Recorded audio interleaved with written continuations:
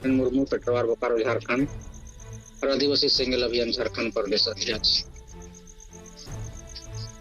अदो कोई हूँ बांग बन रोड़ेआ ओनाते झारखंड रे रिपोर्ट थोड़ा सरकार रे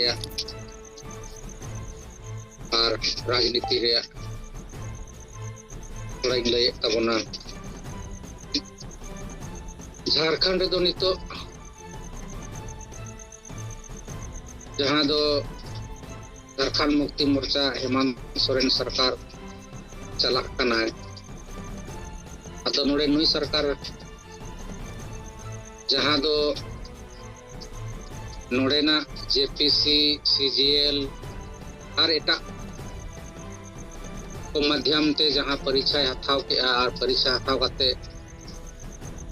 नौकरी को एमा को तहना जहाँ नवयुवक को अदो ओनारे अडी गान दो घोटाला हुई लेना घोटाला करते नौकरी अक्रिंग ले आए अदो ओनारे नुकु छात्र कोगी को सात केड़ा ओना को दो घोटाला चेल लेका हुई तन तहना ओना को और उनको को सात केदा ओना कंप्लेन के ते को सीआईडी जांच एहोबेना अदो सीआईडी जांच एहोबेन खाय दो अडी गान नोरे घपला घोटाला साबेना अदो घपला घोटाला साबेन खाय दो नोडेरेन छात्र दो अडी संगे को आंदोलन केआ सरकार विरोध रे और ओना को परीक्षा जतो रादो मा उनका लगी अदो 13 दिन लगातार को आंदोलन के खाय पार्लियामेंट 17 अगस्त हिलो तो हेमंत सोरेन सरकार कैबिनेट बैठक करते झारखंड रे हुई 22 परीक्षा दो रद्द किया 22 परीक्षा रद्द किया और 2014 अभी जहाँ जेपीसी खोरे को बोलो कना ओना हो जांच लगी आदेश के आए अदो 22 परीक्षा जहाँ रद्द के ओनारे दो मोटा मोटी 5000 गान नौकरी कन नवयुवक माने नौकरी रे रुआड़ के को आए अदो ओना कहते झारखंड रे तो पूरा उथल पुथल मेना मान लिया जहाँ घपला घोटाला हुई ना ओनार दो सरकार और विभाग रेन होड़ सेलेक्ट मेना को और तीना गान नुकु घपला घोटाला स्टूडेंट जहाँ नौकरी को किरिंग के उनको को दोषीदार लेकिन बाकी जहाँ है माने पूरा पूरी कंपटीशन ऑल करते को बोलोए ना उनको अदो चे दोष अदो नुई दो पूरा पूरी जतो गे नौकरी कोने ओडोक उतर रखा अदो ओनाते सरकार के नो नितो पूरा आक्रोश झारखंड रेन थोड़ा मिना और कोर्ट कचहरी को स्टूडेंट को दो को चक्कर को लगाव करना जो 5000 आचाका नौकरी को ओडोक का को तो माने नुंका माने भारत दिसोम रे झारखंड रे शायद पहला नुकन घटना तो हुई कना ये 22 परीक्षा मितम ते रात और जहाँ सीबीआई जांच रे डिमांड दा को अदो सीबीआई जांच दो बाई हुई चवा अदो सीबीआई जांच बाई हुई चवा कना माने दो हुई दड़े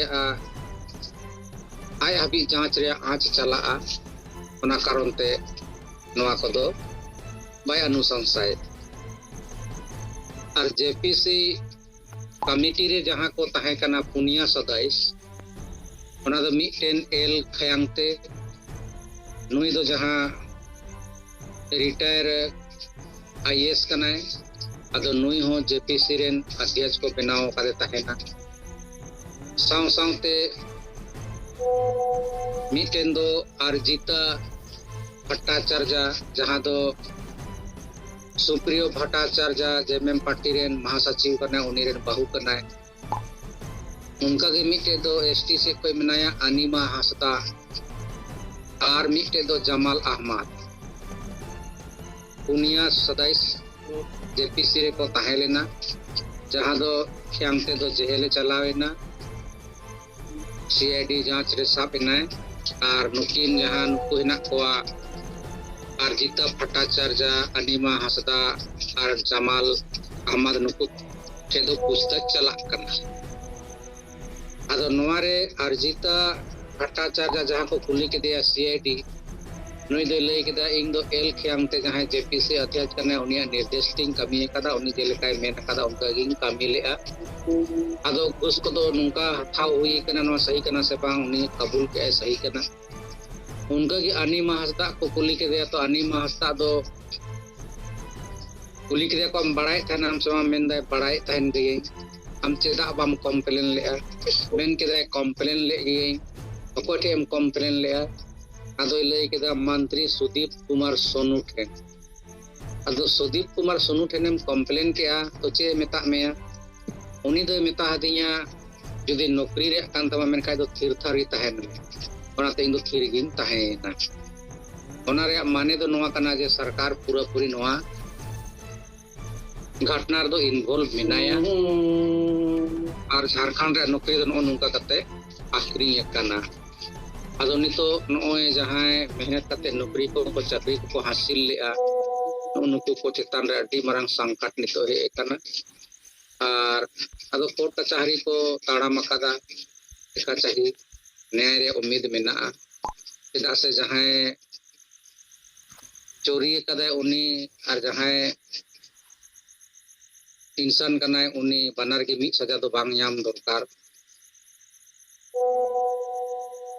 तो झारखंड से ना सरकार रे नांग दो नुका निथाबी रे रिपोर्ट राजनीतिक का रिपोर्ट दो नुका मेना गमके